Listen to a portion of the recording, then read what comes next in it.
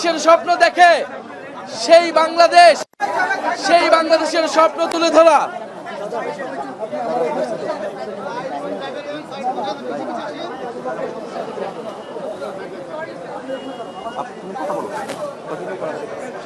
ভাই কথা কন্টিনিউ করেন।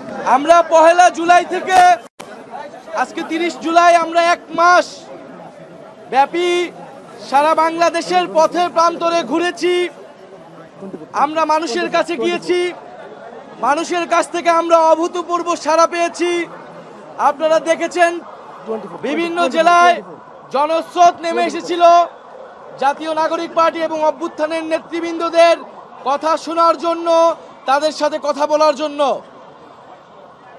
আমাদের এই পদযাত্রা আজকে ঢাকায় প্রত্যাবর্তন করেছে 3রা আগস্ট শহীদ মিনারের সমাবেশের মাধ্যমে এই পদযাত্রার আনুষ্ঠানিক সমাপ্তি ঘটবে।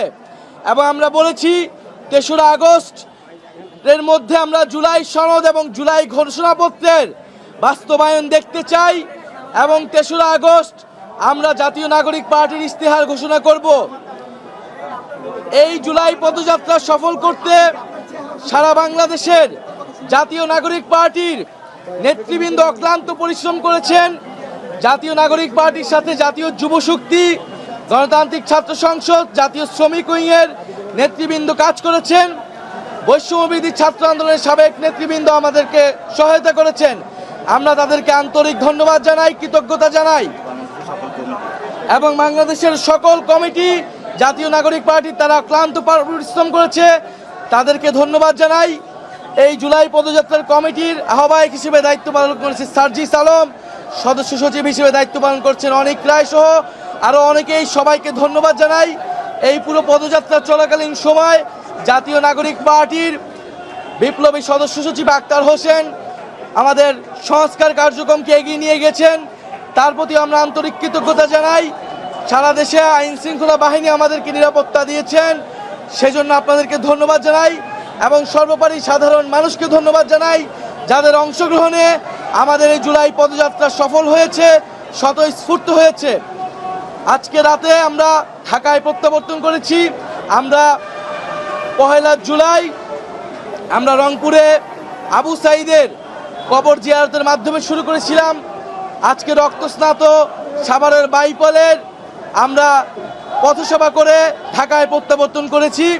ইনশাআল্লাহ 3রা আগস্ট আপনাদের সাথে দেখা হবে এবং সারা বাংলাদেশের মানুষকে আমরা ঢাকায় আসার আহ্বান জানাই। 3রা আগস্ট আমরা গোপালগঞ্জে সশস্ত্র হামলা এবং মাইলস্টোনের ট্র্যাজেডির কারণে কয়েকটি জেলায় আমরা পথসভা করতে পারি নাই। আমরা 5ই আগস্ট পরবর্তী সময় সেই সকল জেলায় আমরা জেলা সমাবেশ করব। ইনশাল্লাহ 64টি জেলায় আমাদের পদার্পণ হবে এবং জনগণের কাছে যাওয়ার এই কর্মসূচি আপনাদের অব্যাহত থাকবে। আপনারা মিডিয়া ভাইরা, বোনেরা যারা আমাদেরকে সহযোগিতা করেছেন, আমাদের সাথে ছিলেন বা ঢাকায় থেকেও যারা কাভারেজ দিয়েছেন, তাদেরকে আন্তরিকভাবে ধন্যবাদ জানাই।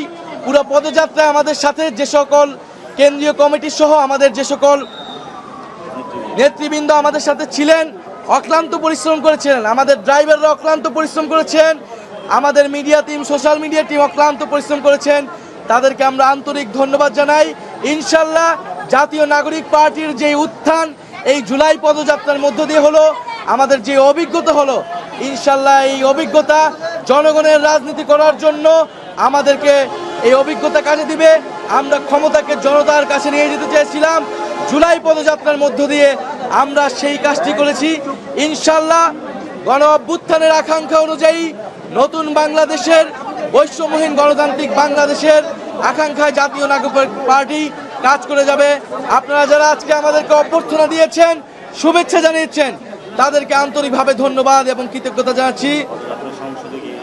এবং ইনশাল্লাহ আমাদের এই পদযাত্রা থেকে আমরা জাতীয় সংসদে গিয়ে আমাদের জাতীয় নাগরিক পার্টির যে নতুন বাংলাদেশের লক্ষ্য, সেই লক্ষ্য বাস্তবায়ন করব।